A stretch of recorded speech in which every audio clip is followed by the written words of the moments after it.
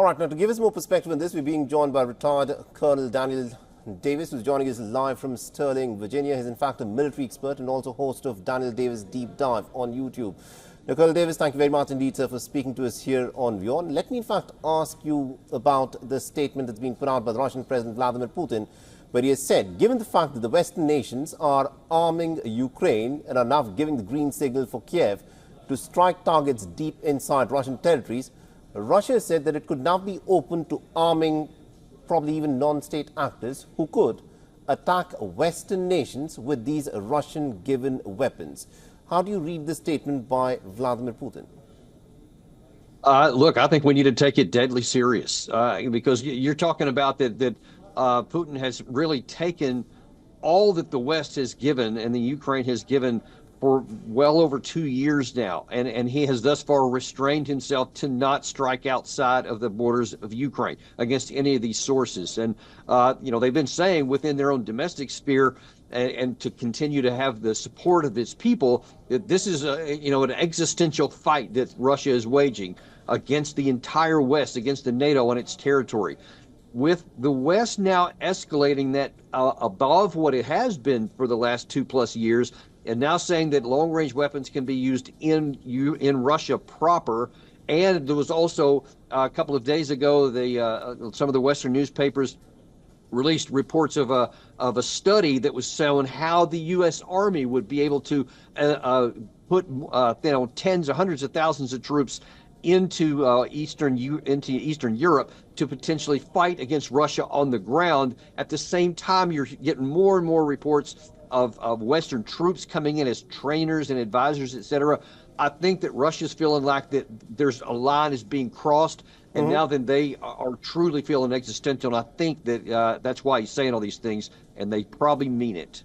And also the fact that the United States again today has indicated that it does not want Ukraine to use American-made weapons to strike targets inside of Russia.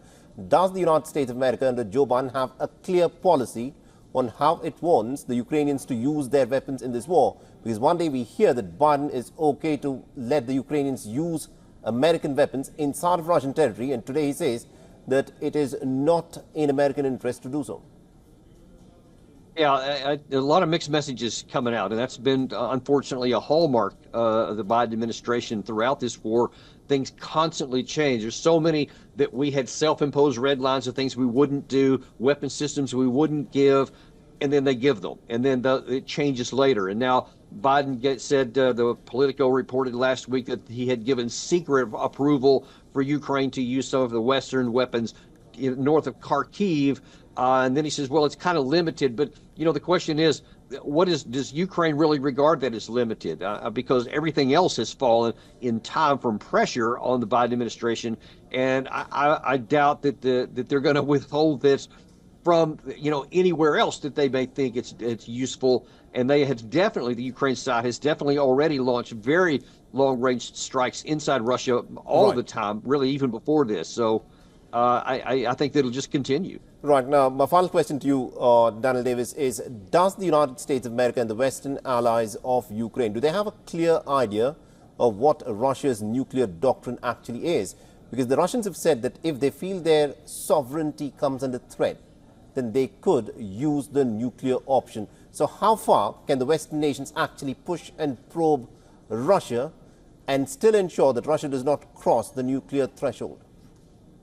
Well, in direct answer to your question, absolutely. We know what their doctrine is. This is not the first time that Putin has declared it. It's been written down many times. That's why he said in his statement, go look at what's written down, because it's been out there for a long time. We've talked about it many times in the West. We know it. The problem is trying to see how close we can get to stay just on this side of the threshold. And one has to wonder, what is the value of trying to push right up to the potential point where the Russian side could feel threatened enough to use it?